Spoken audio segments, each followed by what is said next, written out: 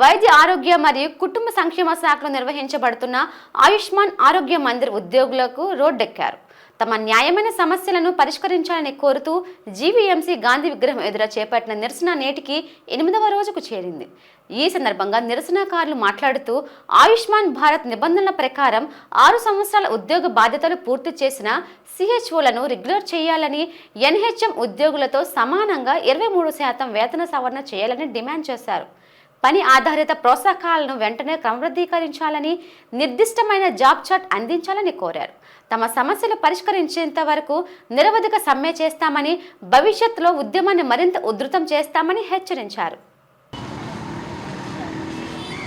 మేము అందరం ఉద్యోగంలోకి వచ్చి ఈ కమ్యూనిటీ హెల్త్ ఆఫీసర్ అనే ఉద్యోగంలోకి వచ్చి 6 సంవత్సరాలు పూర్తయిపోతుంది. నేను సెకండ్ బ్యాచ్ అమ్మాయిని, ఇంకా ఫస్ట్ బ్యాచ్ వాళ్ళు ఉన్నారు, ఇంకా అలా బ్యాచెస్ ఉన్నారు. మేమందరము ఈ వృత్తిలోనికి వచ్చి 6 ఇయర్స్ అయిపోతుంది. యాక్చువల్గా నోటిఫికేషన్ ప్రకారము అలాగే గైడ్లైన్స్ ప్రకారము 6 సంవత్సరాలు పూర్తయిన ప్రతి సిహెచ్ఓని రెగ్యులర్ చేయాలి.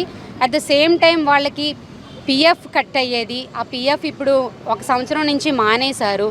తర్వాత మాకు కొన్ని బెనిఫిట్స్, ఇన్సెంటివ్స్ అని పర్ఫార్మెన్స్ బేస్డ్ మీద ఇన్సెంటివ్స్ ఇచ్చేవారండి.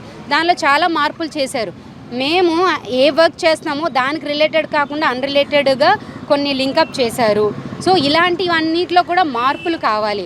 మేము అడిగేవి అనవసరమైనవి కాదండి, గొంతెమ్మ కోరికలు కాదు. మేము అడుగుతుంది న్యాయంగా మాకు లభించాల్సిన హక్కులు.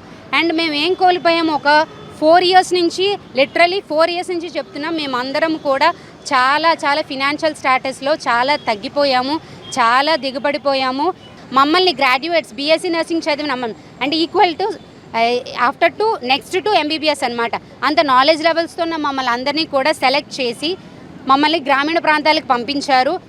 సో మేమందరం కూడా రూట్ లెవెల్ నుంచి అందరికీ కూడా ఆరోగ్యపరంగా ఎన్నో సేవలు అందిస్తున్నాము. కానీ చాలామందికి మా గురించి మా వాల్యూ తెలియదండి.